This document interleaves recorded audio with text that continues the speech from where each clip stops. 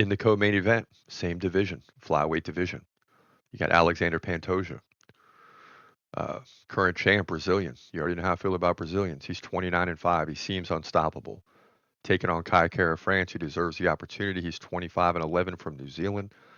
Pantoja is about a 2.5 to 1 favorite in this one. So it's going to be a high level matchup. Does Kai Kara France have a chance? Let's find out. In the flyweight division at UFC 317, this is for the flyweight division title. You got champion Alexandre Pantoja taking on Kai Kara France, contender, right? So this is a big deal. Pantoja from Brazil, 29-5. Kara France from New Zealand, 25-11.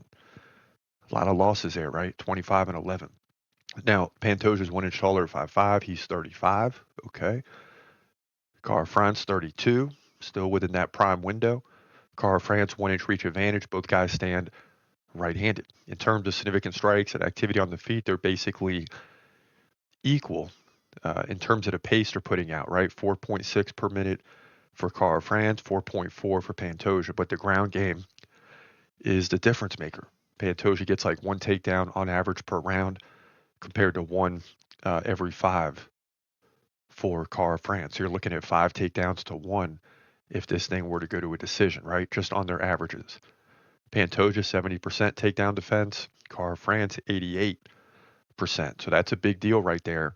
If he can keep this fight standing, that will give him a shot to win the title.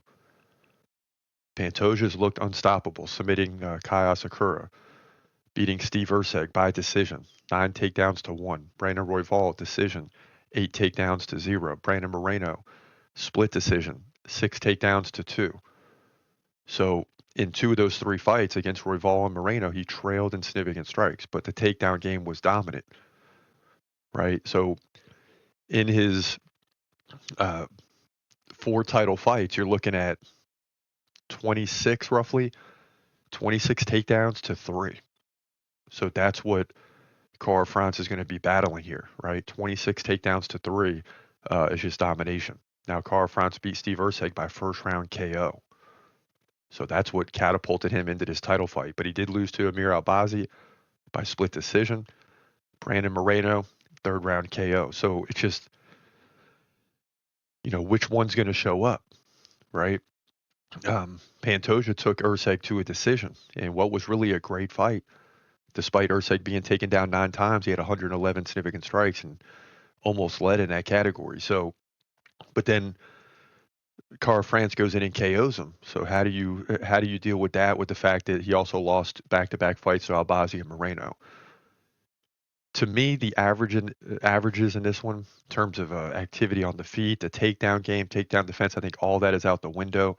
For me, Pantoja has just dominated his opponents, and I don't see that changing over the next year or two. I think Pantoja cruises to victory here, but Kara France is certainly a problem, and it's one contender that Pantoja cannot take lightly, and he won't. He'll get the win here, I hope, by finish, but he's probably going to be calculated here and take this thing to a decision. I expect a long fight, but Pantoja gets his 30th professional win, in my opinion, to move to 30-5 by decision, control time. He might trail in significant strikes, but that control time and takedown game is going to lead him to win 3 or 4 rounds here to keep the title. That's my opinion. Flyweight division co-main event at UFC 317. Yeah, so it's real simple. I mean, Pantoja is very likely to keep the belt here. I cannot see him losing. You've seen this before, and a guy does lose, but very rare, right? We took O'Malley against Dvalishvili, but in the back of our minds, we kind of knew how that thing would end up, you know, and we made a bad pick there. So Pantoja is likely to win this fight, and I don't see anyone pressing him for a long time. I mean, eventually he's going to get bored and have to go up to the bantamweight division, but right now he's just dominant down there.